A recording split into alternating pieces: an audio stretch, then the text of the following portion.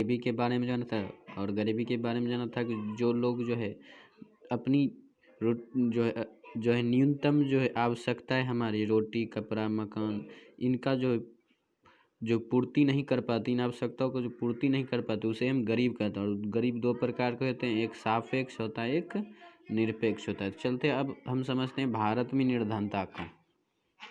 तो भारत में जो निर्धनता की माप करने के लिए जो है निरपेक्ष प्रतिमान का प्रयोग किया जाता है। निरपेक्ष प्रतिमान का प्रयोग किया जाता है। सबसे पहले हम निरपेक्ष प्रतिमान को समझते हैं। तो निरपेक्ष प्रतिमान अर्थात जो है जो दो चीज़ होता है, एक होता है सापेक्ष, एक होता है निरपेक्ष। सापेक्ष जो देखिए जो खुद की तुलना की जाती है, किसी के बारे में जो खुद की तुलना की जाती है। जैसे अभी हम निर्धनता के यदि हम उसी के गरीबी से तुलना करें तो वो सापेक्ष में जाएगा। और निरपेक्ष होता है किसी हम दूसरे की गरीबी से या किसी दूसरे की आवश्यकता से यदि तुलना करें तो जो है वह निरपेक्ष में जाता है। तो ये जो है निरपेक्ष प्रतिमान जो है, प्रति मतलब होता है एक, तो निरपेक्ष परिमाण जो है हमें जो है अभी जो है निरपेक्ष प्रतिमान देखना है कि प्रत्येक में जो दूसरों की तुलना में जो कोई व्यक्ति की जो है, किसी व्यक्ति की जो है राष्ट्रीय आय की तुलना में हो या प्रति व्यक्ति आय की तुलना में जो किसी भी व्यक्ति की गरीबी जो है कि निर्धनता का मान का प्रयोग करता है भारत में निर्धनता को माप करने के लिए। अब जो है हमारे देश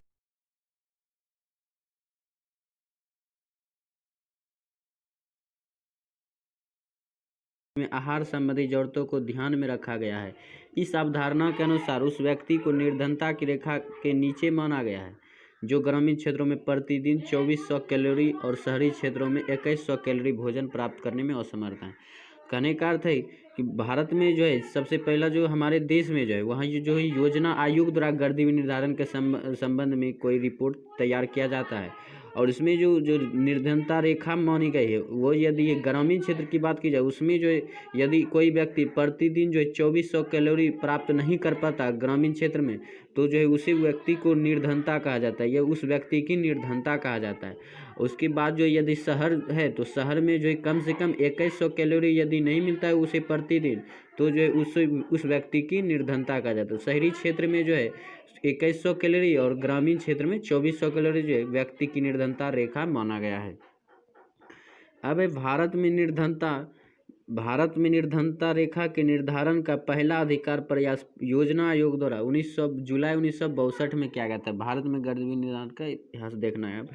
तो इससे पहले जो हमें जो भारत में जो निर्धनता रेखा का निर्धारण जो योजना आयोग ने जो प्रयास किया था भारत में निर्धनता रेखा के निर्धारण का, वो जुलाई 1962 में पहली बार किया था। उसके बाद है दादा भाई नौरोजी, जो अब इतिहास देखना है निर्धनता का, तो दादा भाई नौरोजी इसकी पुस्तक जो है poverty and un British rule in India, poverty and un British rule in India में पहली बार जो है गरीबी को जो है न्यूनतम आवश्यकताओं की पूर्ति से लाया गया था। सबसे पहली बार जो दादा भाई नौरोजी ने अपनी पुस्तक में poverty and un British rule in India में जो उन्होंने जो गरीबी माना था वो माना था किसी व्यक्ति की न्यूनतम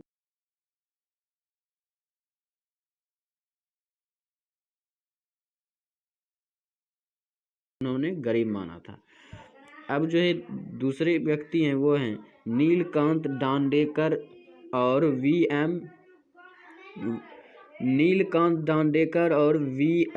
रथ के फार्मूले। इन फार्मूले के आधार पर स्वतंत्रता के बाद पहली बार 1971 में वैज्ञानिक तरीके से गरीबी रेखा का निर्धारण किया गया, जिसमें नेशनल सैंपल सर्वे NSS के उपभोग खर्च के आंकड़े का इस्तेमाल किया गया। वर्ष 1960-61 पर आधारित थे। सबसे पहले अब जो व्यक्ति की बात करें वो है नीलकांत दांडेकर और वी.एम. रथ के फार्मूले। इन फार्मूले के स्वतंत्रता के बाद जो है पहली बार 1971 ईस्वी में वैज्ञानिक तरीके से गरीबी रेखा का निर्धारण किया गया था, जिसमें जो उपभोग के खर्चे के आंकड़ों को शामिल किया गया था। दादा भाई नौरोजी ने जो न्यूनतम आवश्यकता की पूर्ति को शामिल किया था, नीलकंठ दांडेकर और वी.एम. रथ ने जो है उपभोग के खर्चे के आंकड़ों को शामिल किया था, और जो 1960 से 61 के गरीबी रेखा या उपभोग खर्च पर आधारित था। अब वाई के अलग समिति, तो वाई के अलग की अध्यक्षता में जो है योजना आयोग ने 1979 में जो इस समिति का गठन हुआ था, योजना आयोग ने जो है वाई अलग समिति का गठन जो है 1979 में किया था। इस समिति ने डॉन-डेकर एवं रथ के फॉर्मूले को आधार वर्ष बदलकर जो 1973 से 74 पर रख दिया था। पहली बार शहरी और ग्रामीण क्षेत्रों के लिए जो है कैलोरी की अलग अलग मात्रा निर्धारित की, जो क्रमशः 2100 कैलोरी और 2400 कैलोरी। इन्होंने जो वाई की अलग समिति ने जो निर्धारण किया था शहरी क्षेत्र का 2100 कैलोरी और ग्रामीण क्षेत्र का 2400 कैलोरी गरीबी निर्धारण के लिए। अब है लकड़वाला।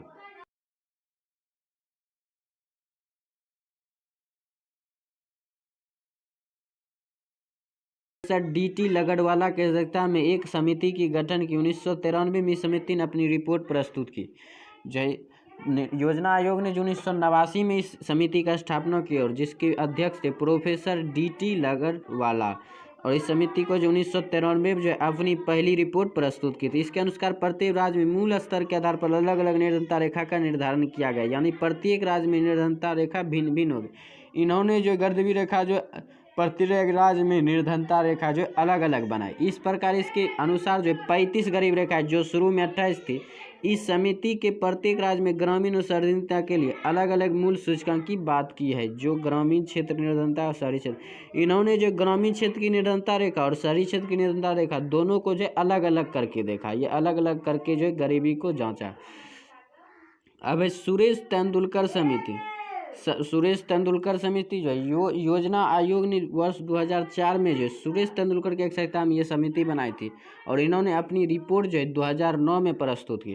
तेंदुलकर समिति का जो मुख्य उद्देश्य था, इसका परीक्षण करना था कि क्या भारत में गरीबी वास्तव में गिरे या नहीं, जैसा NSSO के 61वें चक्र में स्थापित होता है। इसके साथ ही नई गरीबी रेखा और गरीबी के संबंध में अनुमान प्रस्तुत करना था। इसने गरीबी रेखा निर्धारण उपभोग में लाए जा रही खाद्य यानी के अलावा 6 बुनियादी आवश्यकता शिक्षा, स्वास्थ्य, बुनियादी संरचना, स्वस्थ वातावरण और महिलाओं की काम एवं लाभ तक पहुँच के आधार पर होगा।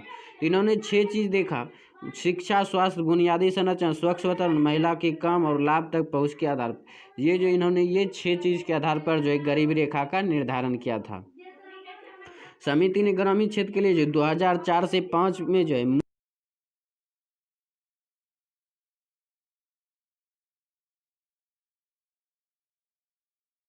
578 और 2012 मूल्य पर जो है 1000 मासिक रुपये प्रति व्यक्ति उपभोग रखा। इन्होंने जो ग्रामीण क्षेत्र के लिए 446 जो है प्रति व्यक्ति आय रखा और शहरी क्षेत्र के लिए 578.80 रुपये। अब जो है तेंदुलकर समिति ने गरीबी रेखा के निर्धारण के लिए जीवन निर्वाह लागत सूचकांक यानी प्रति व्यक्ति उपभोग व्यय को आधार बनाया। इन्होंने जो है प्रति व्यक्ति उपभोग आय को जो है आधार बनाया था। प्रति व्यक्ति जो है उपभोग खर्च को जो इन्होंने अपनी समिति में जो गरीबी रेखा के निर्धारण को आधार बनाया था। अब है सी रंगराजन समिति। अब इसके बारे में जानते हैं। संयुक्त राष्ट्र संघ के अंग खाद्य एवं कृषि संगठन गरीबी का आकलन उपभोग के पोषण मूल्य अर्थात कैलोरी मूल्य से के आधार पर करता है। जो संयुक्त राष्ट्र में जो FO जो है गरीबी का आकलन जो करता है उपभोग के पोषण मूल्य के अर्थात कैलोरी मूल्य के आधार पर करता है। मतलब जो है संयुक्त राष्ट्र संघ जो गरीबी के निर्धारण कैलोरी के आधार पर करता है, जैसे दादा भाई नौरोजी ने किया था। इसलिए योजना आयोग ने तेंदुलकर समिति की जगह सी रंगराजन की अध्यक्षता में खारिज कर दिया। तेंदुलकर समिति को जो है संयुक्त राष्ट्र ने जो है खारिज कर दिया। तब रंगराजन समिति के अनुसार वर्ष 2011 से 12 में जो है 29.5% लोग गरीब थे। इनके अनुसार जो इन्होंने जो रिपोर्ट जो है 2014 में डाली थी और 2012 में जो इस समिति गठन हुआ था और इन्होंने जो रिपोर्ट जारी की थी उसमें 29.5% लोग गरीब थे, जबकि तेंदुलकर समिति ने ये 21.9% बताया था। ग्रामीण जनसंख्या का 30.09%, शहरी जनसंख्या का 26